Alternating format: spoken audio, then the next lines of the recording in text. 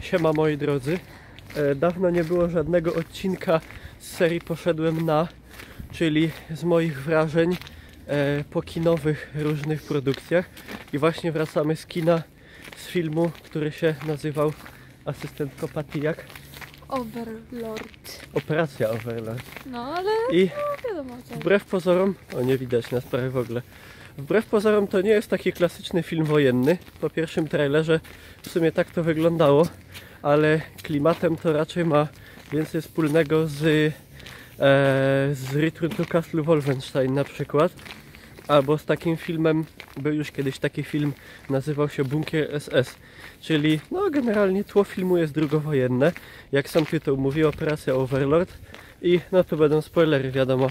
Także jak ktoś się chce ich całkowicie wystrzec, to musi sobie sam pójść do kina, a potem tu wrócić i obejrzeć ten materiał.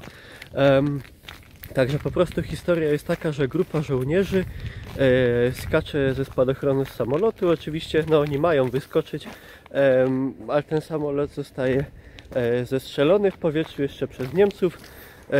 Główny bohater tutaj właśnie taka różnica pomiędzy na przykład Wolfensteinem jest, że główny bohater Wolfensteina był... O, tam taksówkarzowi coś chyba odpadło.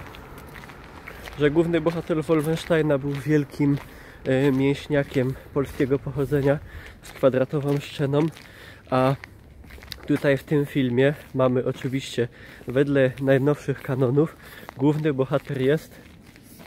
Czarny. No, Patty, nie można tak. Jest po prostu... Jest afroamerykańskiego pochodzenia.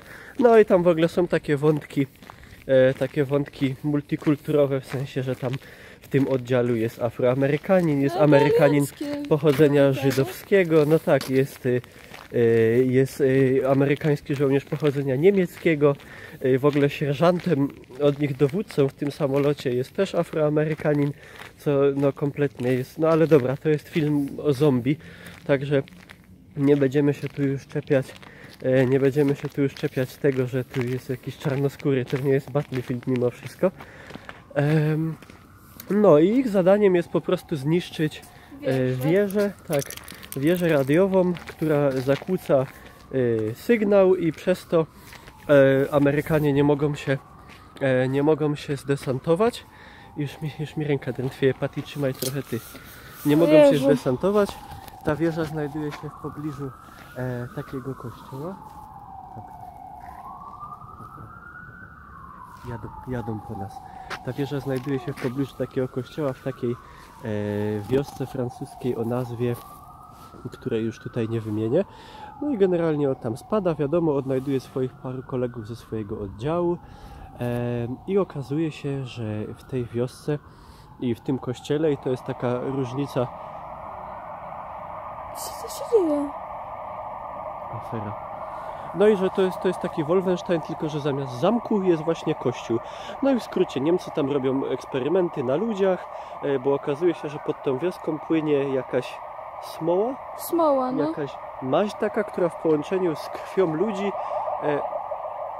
daje im jakby nieśmiertelność. no tak, sprawia, że po prostu Niemcy tworzą takie jakby serum, które jak sobie ktoś wszczyknie, to staje się w ogóle, to może ożyć z trupa i do tego się staje jeszcze super silny, ale nie, no, planowali stworzyć taką tysiącletnią armię. Dla tysiącletniej Rzeszy, tysiącletnią armię, ale niestety przy tym też ci ludzie się zamieniają w takie bezmózgie bestie w zasadzie, które każdego chcą wykończyć. Nie do końca bezmózgie, jak są martwi, no to... No to się zamieniają w takie zombie jakby, a jak sobie to zaaplikował żywy człowiek, no to po prostu normalnie zyskał supermoce.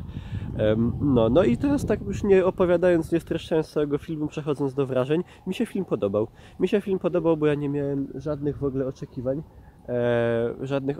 w ogóle co do niego. Daj, ja teraz poczymię, bo ci ręka odpadnie.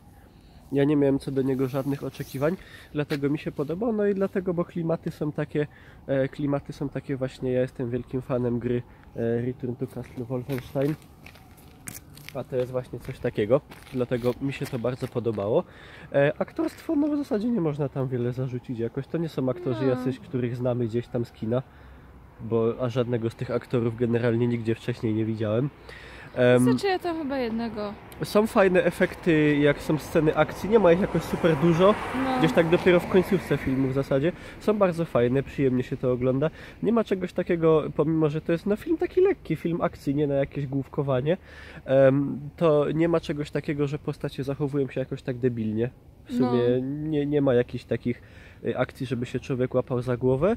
I co? No sam wątek jest fajny, tylko jest bardzo spłycony. Widać, że to jest takie tylko tło w sumie do wszystkiego, bo tak naprawdę to dowiadujemy się tylko, że tam jest po prostu naukowiec niemiecki szalony, który to stworzył jakoś i tyle, że z mazi, z błota płynącego Ale w pod sumie ziemią.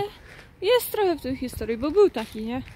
Wariat. Znaczy, no to jest gdzieś tam nawiązanie do tych Doktor, eksperymentów, do doktora Mengele na przykład i tak właśnie. dalej. Tylko, że tutaj nie ma to w ogóle wyjaśnione, jak to działa, że błoto w połączeniu z krwią ludzi się daje jakąś tam nadludzką siłę. Ten wątek w sumie nie jest jakoś za bardzo wyjaśniony, no ale jest spoko. No co, także większych dziur fabularnych brak. Moje wrażenia generalnie są w skrócie pozytywne, bo zimno. Można pójść zobaczyć. Jak ktoś chce, jak ktoś lubi takie klimaty a la Return to Castle Wolfenstein, albo w ogóle filmy akcji w klimatach takich nie historycznych, ale dziejących się gdzieś w czasach II wojny światowej, to 15 To zł, spoko. 15 zł można, a nawet 20 można by wydać. Także to generalnie rekomendujemy. To można obejrzeć. Także dajcie znać, czyście byli, albo czy się wybierzecie, albo co polecalibyście na przykład obejrzeć. I w ogóle tyle. Także to był Niklaus. W kolejnym epizodzie poszedłem na urocza asystentka Patrycja Mordora i tego sub i dzwoneczek.